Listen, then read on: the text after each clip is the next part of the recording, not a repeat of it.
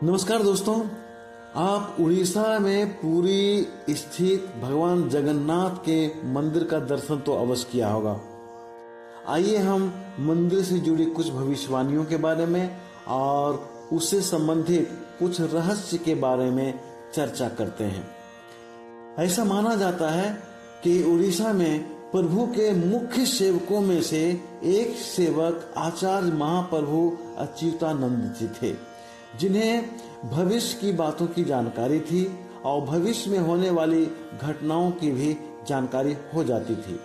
उन्होंने अपनी पुस्तक भविष्य मालिका पुराण में इन बातों का चर्चा किया है और ऐसा देखा जा रहा है कि उन्होंने जो भी भविष्यवाणियां की थी उनमें से कुछ एक एक कर सही होते दिख रहा है। आइए हम देखते हैं कि उन्होंने क्या क्या भविष्यवाणियां की। हालांकि उस भविष्य मालिका पुराण में जितनी भी बातें लिखी हुई है एक छोटा सी वीडियो में बताना संभव नहीं है, फिर भी कुछ बातें हम जानने की कोशिश करते हैं।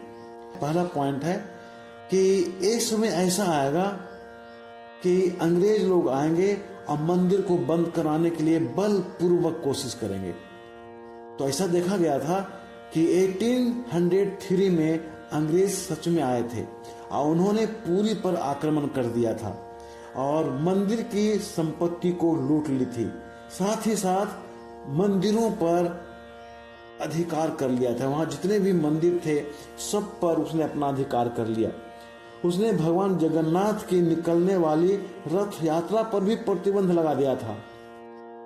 लेकिन भक्तों के विरोध करने पर और जब भक्त लोग बहुत आक्रोशित होने लगे तब अंग्रेजों ने अंत में 1964 ईस्वी में रथ यात्रा की अनुमति दे दी। इसके साथ साथ 1558 में मुगल भी अपनी सेना को लेकर आए थे और उन्होंने तो मंदिर को गिराने का प्रयास किया था, लेकिन मंदिर को गिराते समय दिव्य शक्ति का आभास उसे हुआ और जिसके कारण डर से सारे मुगल सैनिक भाग खड़े हुए थे। दूसरा पॉइंट है एक महामारी का प्रकोप के बारे में। उसमें लिखा है कि एक महामारी प्रकोप के रूप में आएगा जिसमें हजारों लोग मारे जाएंगे। ये भी बात सच होते हुए दिखती है। 2020 की कोविड-19 की बात करें, जिसे कोरोना के नाम से जाना जाता है, एक महामारी से कम नहीं था। लोग घरों से निकलना बंद कर दिए थे और शायद इसी महामारी के बारे में उस भविष्य मालिका पुराण में लिखा हुआ है कि नाना रोग आसिबा गोटे बड़ा व्याधि लोका घरे रहिबे बाहर कूना जीवा। इसका मतलब हुआ कि विभिन्न प्रकार के रोग आएंगे, विभिन्न प्रकार के तरह तरह के कष्ट लोगों को होगा। लोग अपने घर में ही रहेंगे, घर से बाहर नहीं निकल पाएंगे और कोरोना में यही देखा गया था। नेक्स्ट पॉइंट है कि मंदिर के परिसर के कपड़ा में आग लग जाएगा। तो ऐसा भी कुछ वर्ष पहले देखा गया था कि प्रभु के वस्त्र में आग लग गई थी और ये घटना कलयुग के अंत होने का इशारा करता है।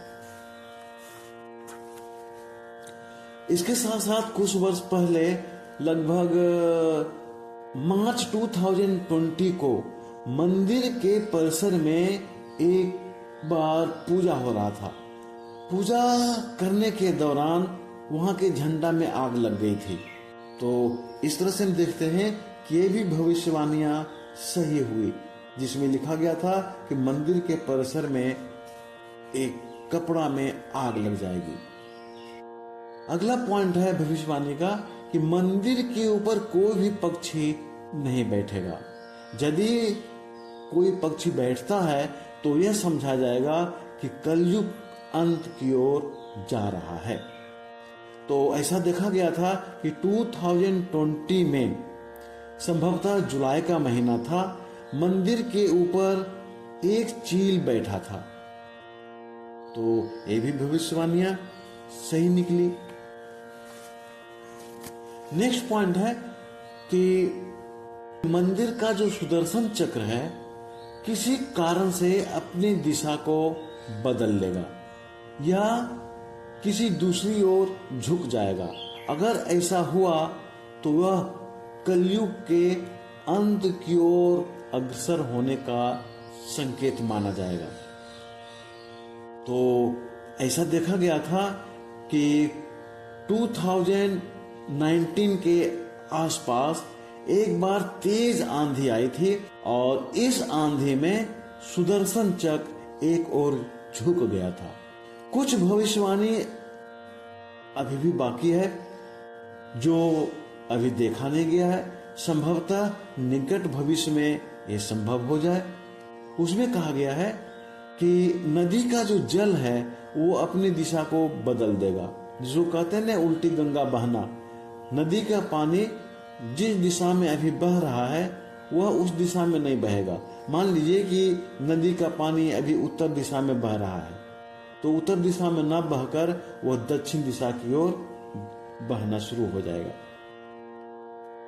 नेक्स्ट पॉइंट है कि ऐसा भविष्यवाणी के रूप में कहा गया है कि प्रभु के अंदर दिल है और वो धड़कता भी है, इसकी आवाज भी सुनाई देती है।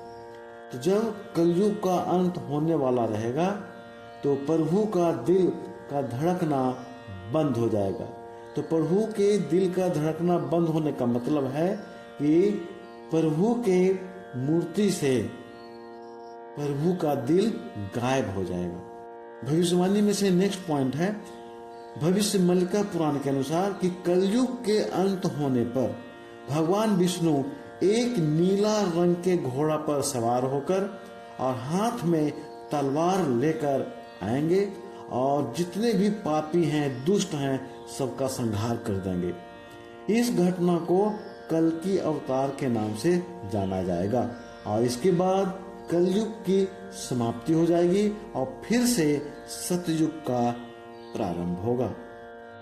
अब मंदिर से संबंधित कुछ रहस्य इस प्रकार हैं। पहला नंबर है तो काफी पॉपुलर है, सभी लोग इसको जानते हैं कि मंदिर के परिसर में एक रसोई घर है और उस रसोई घर में एक साथ एक के ऊपर एक कुल 7 बर्तन रखे जाते हैं जिसमें प्रसाद बनाया जाता है।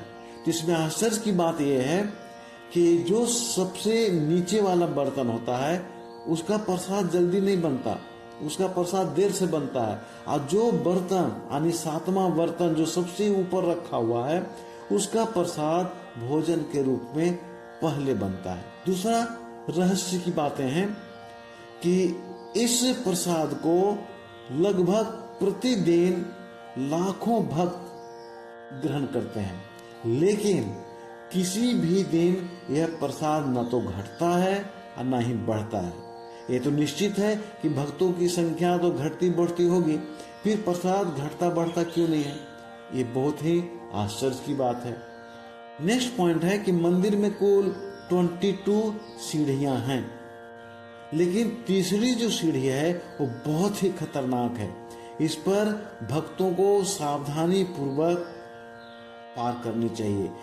तीसरा सीढ़ी पर तो पैर रखना ही नहीं चाहिए। अगर तीसरी सीढ़ी पर पैर किसी भक्त ने रख दिया तो उसके सारे पुण्य नष्ट हो जाएंगे, ऐसा भविष्य मालिका में वर्णित है। अब ऐसा क्यों लिखा गया है इसके लिए मैं अलग से वीडियो बनाऊंगा, वरना वीडियो बड़ा बन जाएगा। नेक्स्ट पॉइंट है मंदिर से संबंधित कि मंदिर के ऊपर लगा एक बड़ा सा सुदर्शन चक्र है जिसको आप किसी भी दिशा से देखो, किसी भी तरफ से देखो, वह आपके सामने ही दिखेगा, सीधा ही दिखेगा, झुका हुआ नहीं दिखता है। नेक्स्ट पॉइंट है कि मंदिर के ऊपर जो झंडा है वह हवा के विपरीत दिशा में लहराता है।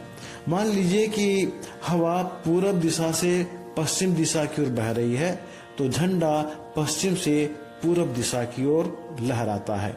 नेक्स्ट पॉइंट है कि जब हम मंदिर के आसपास होते हैं तो समुद्र की आवाज को सुनते हैं, लेकिन जब हम मंदिर के दरवाजा के पास पहुंच जाते हैं या अंदर जाने लगते हैं तो समुद्र की आवाज बिल्कुल सुनाई नहीं देती।